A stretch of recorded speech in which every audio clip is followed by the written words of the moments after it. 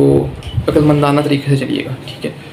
सबसे बेहतरीन अप्रोच इसकी क्या है कि जो इम्पोर्टेंट थिंग जो आपको स्टडी में हेल्प करेगी, आपके ब्रेन में जो पहले का मेमोरी स्टोर हुई ना, फुल रिफ्रेश हो जाएगी। वो बेनिफिट्स भी हैं और कुछ ड्रॉबैक्स भी हैं। चीज़ों को ट्रिकी बना के करें। एक लाइन सीखे, कोई आपको कॉन्टेक्स्ट नहीं होता कि क्या बात हो रही थी। वो उससे ये होता है कि आप अगर कम टाइम है आपके पास,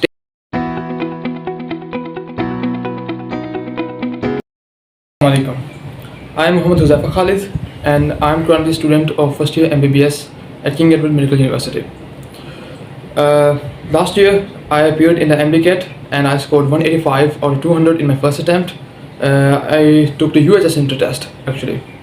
Important thing जो आपको स्टडी में हेल्प करेगी वो आपकी अपनी बुक्स है, ठीक है। अब हम प्रैक्टिस बुक्स की बात कर लेते हैं, प्रिपरेशन बुक्स की बात कर लेते हैं, दीगर मटेरियल की बात कर लेते हैं, ठीक है। तो अब एक आपके साथ ये होने वाला है कि बहुत सारी किताबें इकट्ठी होने वाली हैं, ठीक है। तो अक्लमंदाना तरीके से चलिएगा, ठीक है।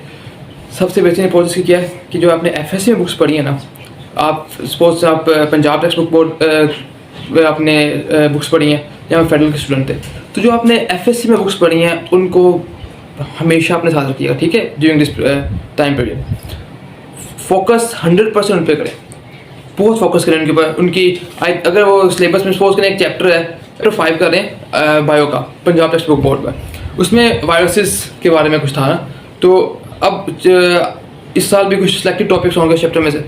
लेकिन अगर आपने वो एफएससी में पढ़ा, ठीक है, और आप उसको एक रीडिंग दे लेते हैं, सपोज करो कि आपका कहीं भी आप पढ़ रहे हैं तो आपका चैप्टर 5 चल रहा है इस वक्त, तो आप उसको एक रीडिंग दे लें फर्स्ट पेज से आखिरी पेज तक। तो इससे क्या होगा कि आपको जो आपके ब्रेन में जो पहले का मेमोरी स्टोर हुई ना, फुल रिफ्रेश हो जाएगी वो।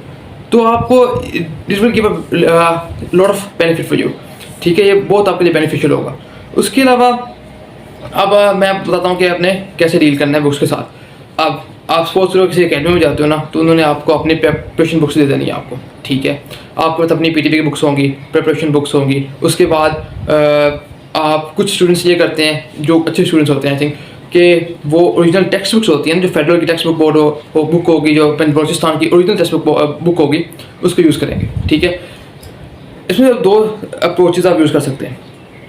एक तो ये है कि आप स्टिक करें अपने बुक के साथ और जो बुक आपको एकेडमी ने प्रोवाइड की है उसके साथ, ठीक है। अब जो बुक आपको एकेडमी प्रोवाइड करती है ना, उसके बेनिफिट्स भी हैं और कुछ ड्रॉबैक्स भी हैं। बेनिफिट ये है कि उसके अंदर समरी लिखी होती है एक्चुअली ने, तो समरी और टेबल्स दिए होते हैं, डायग्राम्स दिए होती हैं, काफ़ी इलस्ट्रेट किया होता है काफ़ी ज़्यादा, ठीक है। तो वो उससे ये होता है कि आप अगर कम टाइम है आपके पास, टेबल्स अच्छे मिल जाते हैं आपको समरी के अंदर, तो इस तरह आपको हेल्प हो जाती है।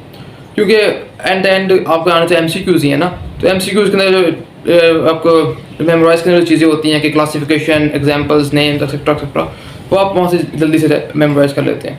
लेकिन इसका एक नुकसान ये होता है कि आपका कोई कंसेप्ट नहीं बनता, ठीक है। कोई आपको कॉन्टेक्स्ट नहीं होता कि क्या बात हो रही थी।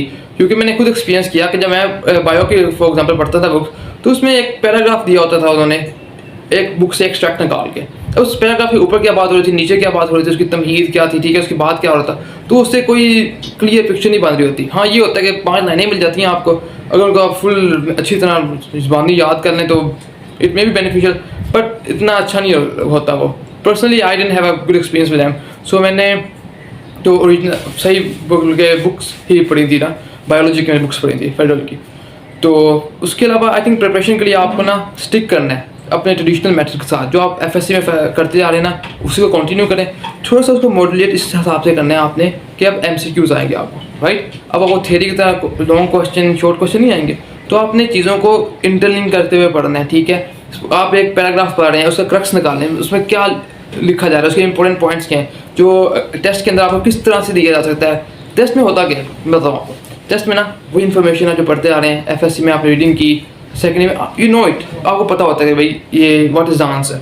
क्या होगा, वो आपको थोड़ा सा इस तरह का मोल्ड करेगा लफ्ज़ को, कुछ ऐसे आपको मतलब कि पहले कुछ ऐसी एक्स्ट्रा चीज़ें बता देगा आपको माइंड डाइवर्ट करने के लिए, ठीक है। तो इससे आपको क्या होता है कि आपने अगर इतना गौर से नहीं पढ़ा होगा, चीज़ों को इंटरलिंक नहीं किया हुआ, और यहाँ फिर उस तरह नहीं पढ़ा कि यू नो ट्रेनिंग उस तरह करें जैसे आपको टेस्ट आना है, ऐसी ट्रेनिंग करने लग जाएंगे जिसका फ़ायदा नहीं, तो it's not going to be helpful for you.